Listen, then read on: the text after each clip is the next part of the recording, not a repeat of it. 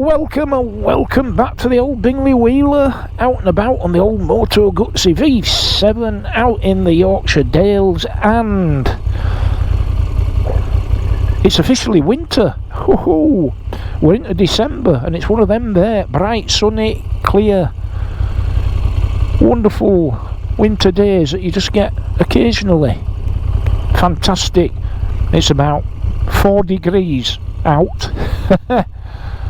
And I'm pleased to say I'm very comfortable indeed, because I've got these here fantastic Ride Iron Smart heated gloves on their lowest setting and still absolutely brilliant. Hands lovely and warm. And I've also got, courtesy of Ride Iron, their latest heated vest no less. Very comfortable indeed, and again I've got this on its lowest setting and it is absolutely wonderfully warm and toasty. And you can get 10% off of Ride Iron gear by going through the link in the description below.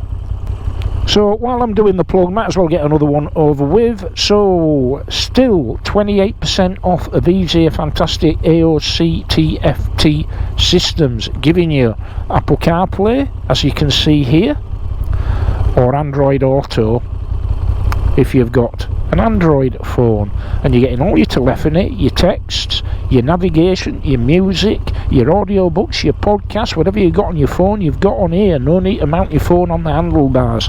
This does it all for you. In addition though, this unit, as you see when we get to the home screen, is you get your readout of your tyre pressures front and rear. Excellent. And you also get video recording, constant front and rear, high definition, and you can switch between split screen, front and rear. Look at that there, eh? Very useful, especially that rear facing one.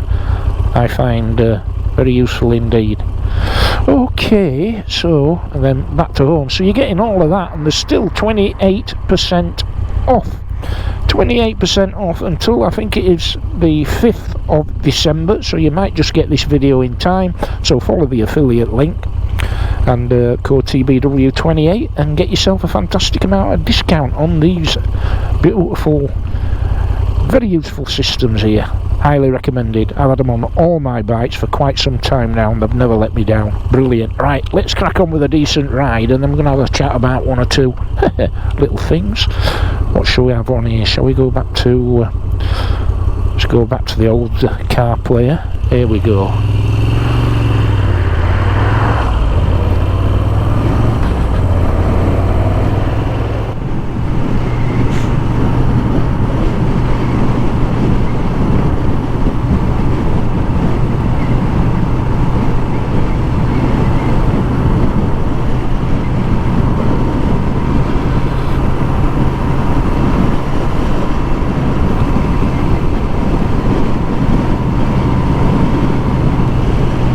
So yeah, thanks to everybody who commented so kindly and positively on my last couple of sort of reminiscing videos of days gone by.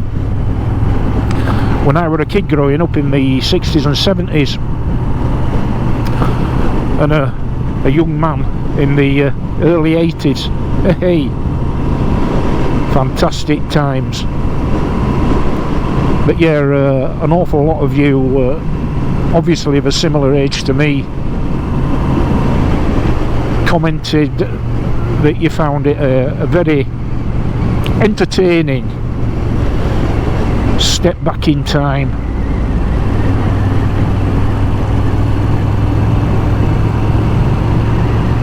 And of course I'm a hopeless romantic when it comes to all things nostalgic.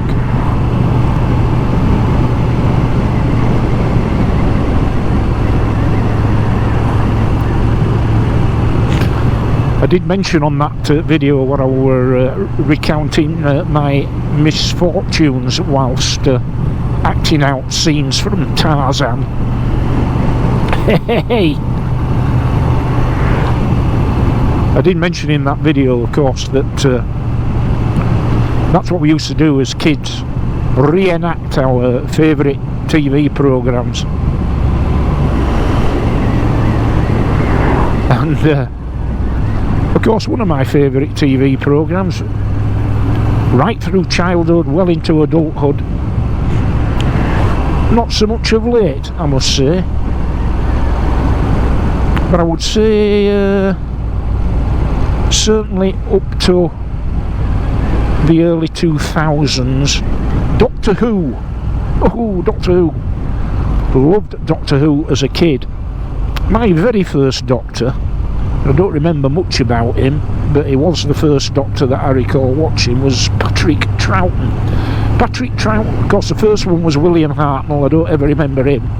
I remember a bit of Patrick Troughton, but my Doctor, where people always define the particular area of their childhood by who was their Doctor. My Doctor was John Pertwee. John Pertwee and Brigadier Lethbridge Stewart, do you remember him? Hey, and Bessie, his car. Aye, Doctor Who. I used to try and reenact some of the scenes from Doctor Who and sometimes scare myself silly in the process, building like little dens in the attic of our old terrace house. Yeah, all of that carry on. But I remember, it just shows you how juvenile minds can work. How old would I have been? I'd have been about 14, 15, and my mum and dad took us to a place called Skeleth Bridge in the Lake District, and we stopped in a static caravan for a week there. Bloody pissed it down all week. And we went with our Labrador dog Abby. She were with us. We didn't have a car, so old Uncle Suddle had to drop us off. So we were like stranded there for a week until it could come and collect us, and it pissed it down. But I have fond memories of it. But I remember, because we were bunked up in this here static caravan, which was on, as I recall, it was on quite a big piece of property, and the owners, I don't know why I remember this, it's funny how you do, isn't it? The owners had an Afghan hound called Toller. Yeah, Toller. And he used to come and wake us all up every morning. He used to come into the caravan and bloody like lick my face to wake me up, and I don't seem to get on alright with our dog as well. Anyway, yeah, I remember that. But of course we were being bunked up in this here static caravan. Of course the toilet facilities comprised of one of them there portaloos, one of them chemical toilets, which are a gross affair at the best of times, aren't they? Them things. Them, like you see now on building sites, don't you? Like mobile shit houses.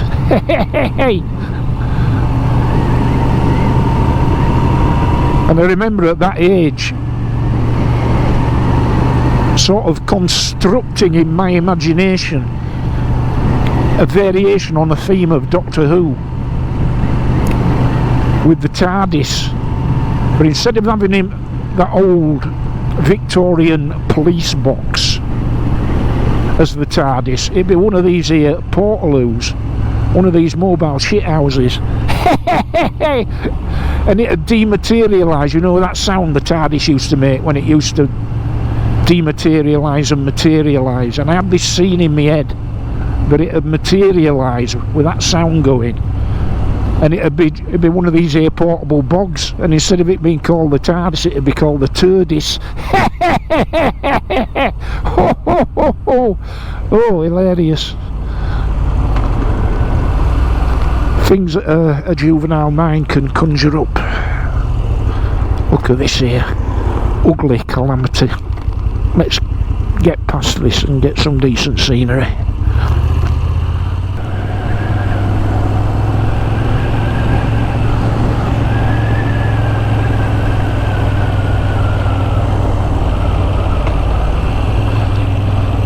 Aye, so what raised an eyebrow for me in the news this week, and this is something I really do feel quite strongly about, and I'll tell you for why.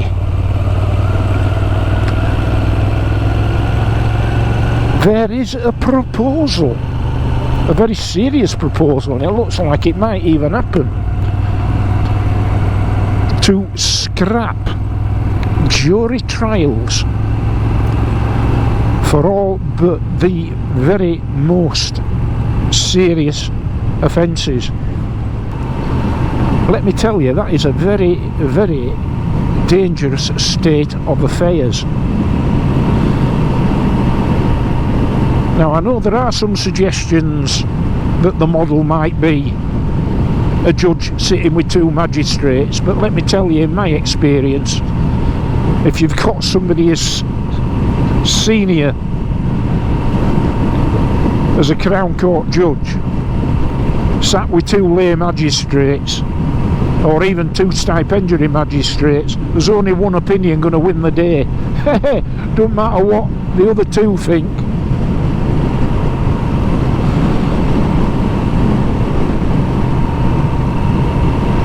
But either way, it represents a very, very dangerous precedent, because the principle, if you're accused of something that stands to get you banged up for quite a long time, the principle of being tried by 12 of your peers from all walks of life with significant combined life experience to employ in arriving at a decision as to whether or not a person or persons is or are guilty of a certain offence beyond all reasonable doubt. That is just the bedrock of British justice as far as I'm concerned. And throughout 30 years of police service and since, I never thought it would ever be suggested that that would be dispensed with. Now, I understand what the motivations are. There's a tremendous backlog of cases, and some serious cases are not getting listed into the Crown Court for 3 to 4 years, which is a ridiculous state of affairs.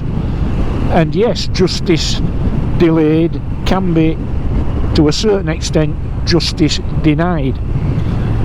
Now, there are a number of reasons why we're in this state of affairs, and I know a lot of people seem to want to lay it purely at the door of a certain global event in 2020,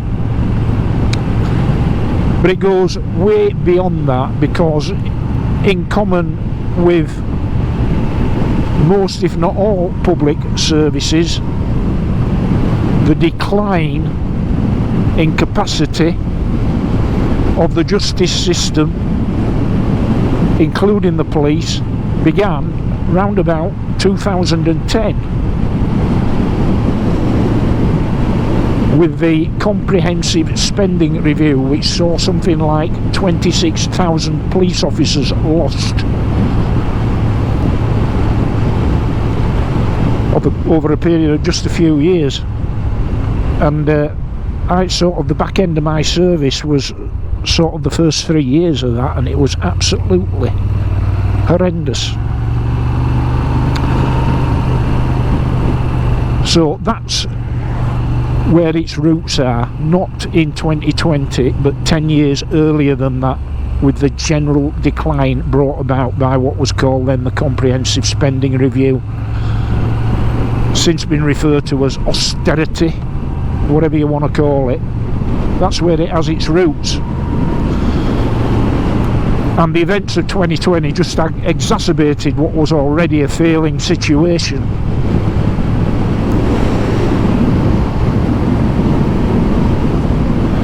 But I just want to recall, since so many of you out there ask to hear more and more coppering tales, I'm just going to tell you one that absolutely illustrates why this is a very, very bad idea. Back in the mid-1990s, when I was a a sergeant in Bradford, and I, for a period, I was on custody duties. I was a custody sergeant. Custody officer, as defined under the Police and Criminal Evidence Act of 1984, lots of very onerous statutory responsibilities around authorising the detention of arrested persons. And this particular night,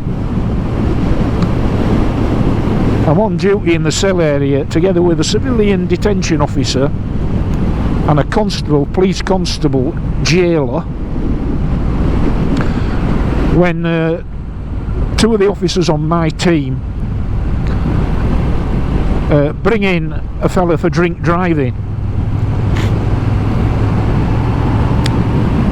And he's been arrested because he's been driving erratically.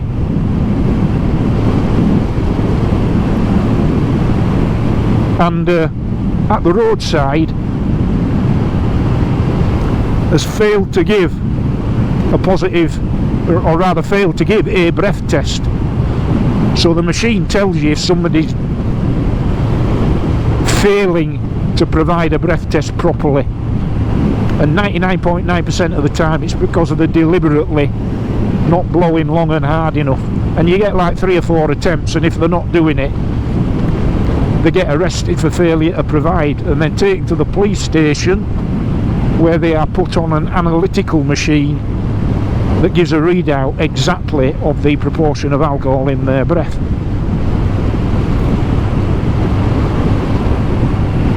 So they brings this fella in, relates the information to me. Yes, Sarge, these are the circumstances, this is what's happened, so he's been arrested for failing to provide. So we're all there, so there's me, 3 police officers and a civilian detention officer. And this fella is clearly pissed. There's no two ways about it. He stinks of alcohol.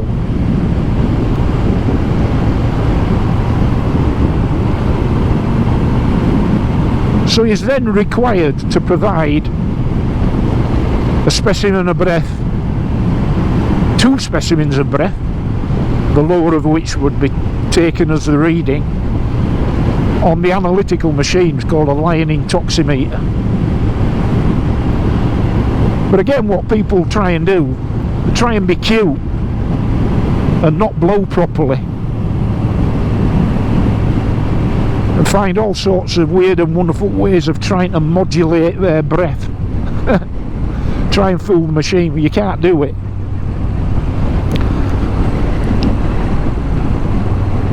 And so this fella's invited to blow, and I don't know, he must have been given more chances than we were legally required to give him. Normally it's like, have a go, no, you fail to provide, right, have one more go, no, you fail to provide, right, that's it, you're charged with the offence. And of course it's fairly obvious to see why the punishments for failing to provide a breath specimen are more generally than actually failing the test, i.e. being over the limit. Because if you refuse to give the test, or you deliberately fail to give the test properly, then who's to say you aren't like 10 times over the limit instead of 2 times over the limit. So you get hammered. If you fail to provide, you get hammered, because there's an assumption that you're bloody not only over, but absolutely spectacularly over.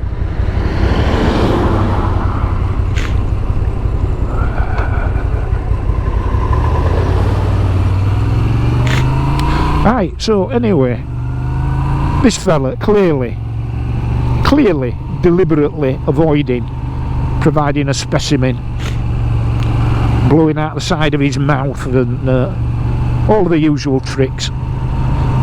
I think we must have asked him 4 or 5 times, and he wouldn't.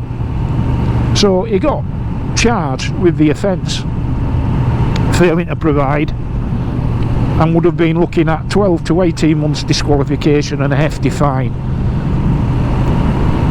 So we charged and bailed him to Bradford Magistrates Court.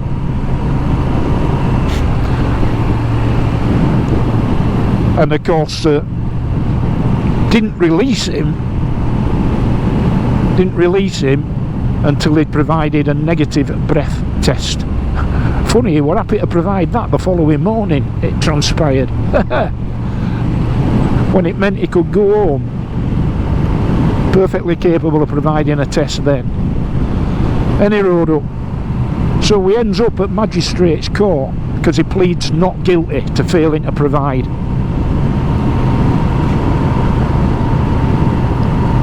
And we've got all the evidence, CCTV, the lot, you know. Absolute rock solid case. You will not ever get a more rock solid case than that. All the printouts from the machine showing that he'd not provided the test, the CCTV in the custody area, and the evidence of the 5 police witnesses. So he ends up in the Magistrates Court not guilty, and we all give our evidence absolutely nailed on to the 3 magistrates. And then the next thing, because of the 3 magistrates, there's a chair, and the chair of this particular 3 magistrates, my God, we weren't expecting the fiasco that ensued. And basically, this chair of the bench started acting like the bloody accused's defence brief. They were doing a better job of defending him than his own bloody brief. Basically saying, oh, I think you would, I think the evidence is dubious, and I think you may have been the victim of some unfair practice here, and on and on and on and on. Couldn't believe it. We were absolutely open-jawed, and sure, so was the clerk to the court. Clerk to the court is a legally qualified person who gives advice on points of law to the magistrate.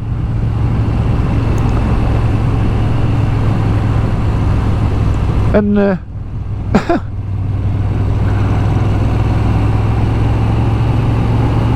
so he goes, he carries on this chair of the bench, basically giving this character defence of somebody that I presume he'd never met before. I don't know. Maybe he had. I don't know. But it was an absolute total miscarriage of justice, because sure as sure, when they went to retire, they came back 5 minutes later. He'd obviously, as far as I'm concerned, bullied the other 2 magistrates into returning the same verdict, which was not guilty. Not guilty. And then, on the bill, bloody hell, even his defence brief looks stunned. Certainly the prosecuting solicitor looks stunned. The clerk to the court looks stunned. We all looked stunned. We all sort of looked at each other in disbelief. And but yeah, that was it. Not guilty.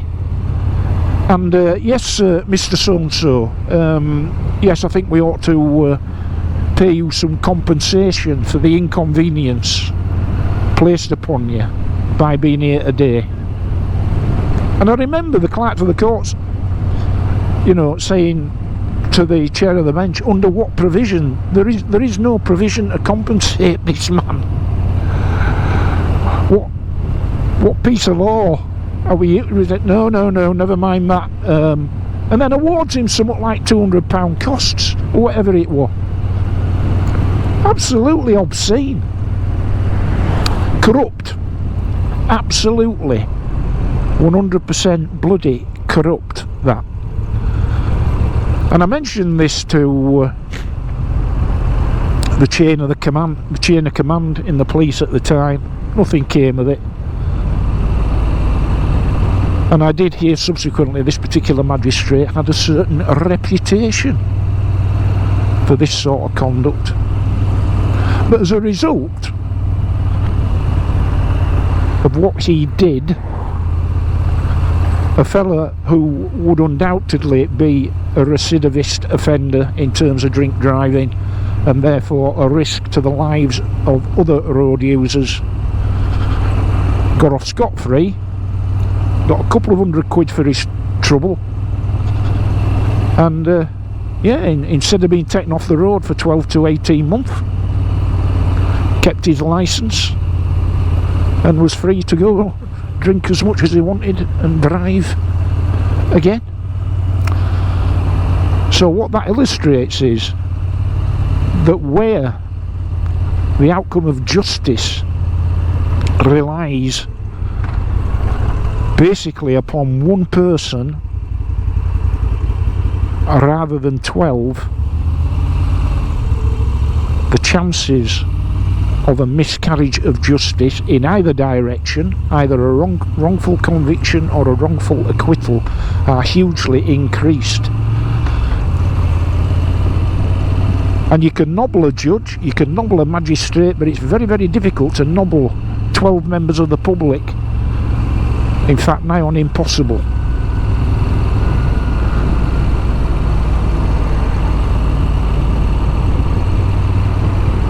And so this is going to be wide open to corruption, particularly when it comes to trials of people involved in organised crime. Yeah, you know, so you get somebody up in court for what's commonly referred to as racketeering, but, you know, organised criminal activity, be it drugs or people trafficking or prostitution or whatever, large-scale multi-million-pound criminal enterprises, but obviously not in that category of those three offences that I mentioned at the beginning, then it's wide open to corruption. I mean, don't get me wrong, judges get paid a lot of money, but they don't get paid a fantastic, eye-watering amount of money. The public employees, public servants don't get rich. So they'll get a decent screw, but they don't get so much that it's impossible to contemplate that somebody can't offer them, potentially, an eye-watering amount of money in order to influence the finding. Whereas at present, there's no danger of that. The judge is there to give directions on matters of law, and the jury decides whether or not there is sufficient evidence to convict the individual or individuals in question. So I tell you, much as I understand the frustrations and difficulties and injustices of there being such a huge backlog in the court system, scrapping jury service for all but a handful of offences is a very, very dangerous thing to be doing.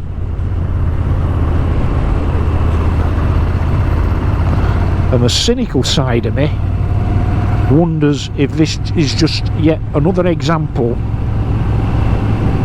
of the state wanting to extend its reach.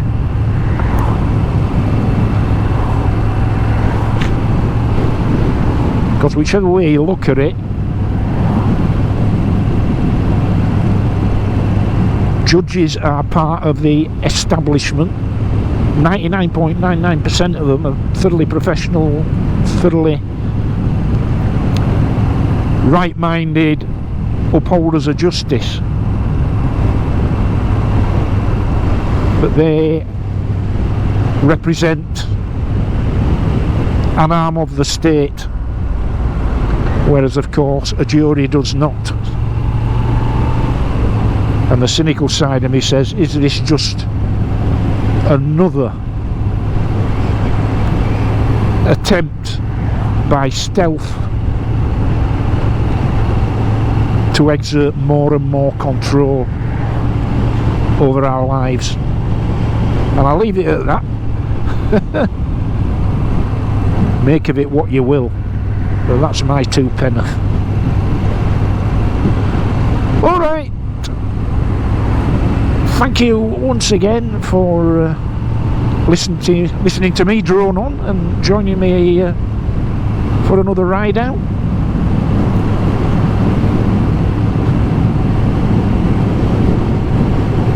And yeah, as always, until the next time, and in the meantime, ride safe, be kind, and I'll see you.